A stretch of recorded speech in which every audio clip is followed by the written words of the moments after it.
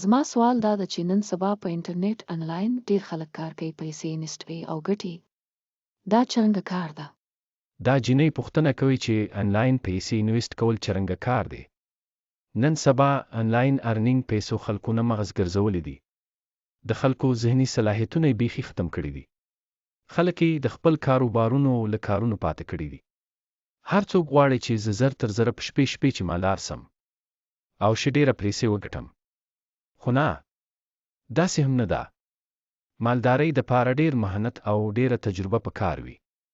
ورسره مستقل مزاجیت هم پکار وي.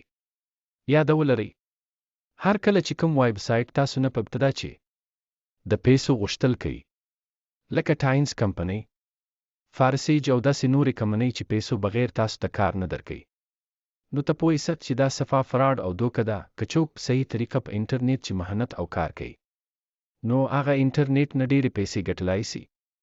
داسې ډېر ویب سایټونه دي چې په یوې میاشتې چې خلک په لکونو پیسې ترې ګټي، لکه یوټیوب، فیسبوک، شټر سټاک او داسې نور ویب سایټونه چې هغه د کار په بدل تخلیق کار خلکو ته ډېرې پیسې ورکوي.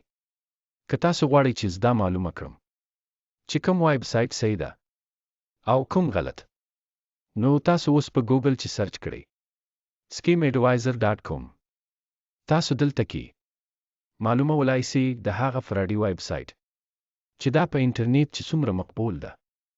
بلکل دلته به د هغه ویب سایټ لینک پیس کې چې کوم ویب سایټ چې تاسو انلاین پیسې انویسټ دي.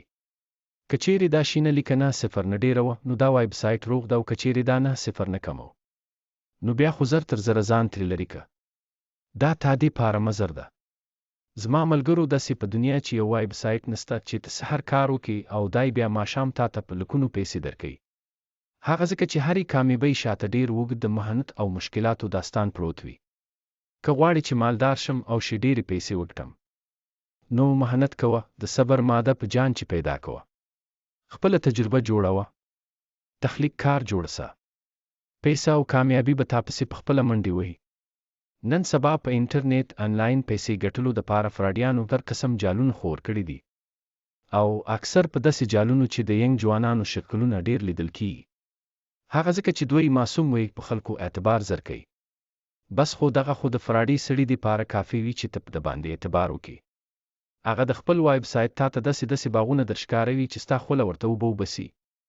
هغه به تا ته د کروړونو لالچ درکوي چې ته به د لکونو او کروړونو مالک سي. خلک اسمان ته وختل او ته لا هغسې د ځمکې په مخوار پاړک ګرځې. فلانای سړی دومره په انټرنیټ مالدار شو او فلانای سړی دومره مالدار شو. بس نور وخت مه ضایع کوه. بس زر تر زره په دې ویب سایټ چې پیسې انویسټ کوي او مالدار شي، دلته ډېر پښتانه وړونه چې پیسې د بل چا نه په قرض راواخلئ او په داسې دروغجن ویب سایټ چې انویسټ کړي، خو انجام یې د بې شرمۍ بغیر هیڅ هم نه وي. نه زما ملګرو، هر کله چې د فراډیانو ویب سایټونو چې خپلې پیسې انویسټ نه کوي، وروسته به بیا تاسو د پولیس FIR هم نسي پکټ کولای. هغه ځکه چې داسې خلکو د ستوګنې پته هم نه وي. بس بیا به د مچ په شان خپل لاسونه مږي او دا سندر به وایي چې راوړ مې خالي خالي لاسونه دروغ جنه.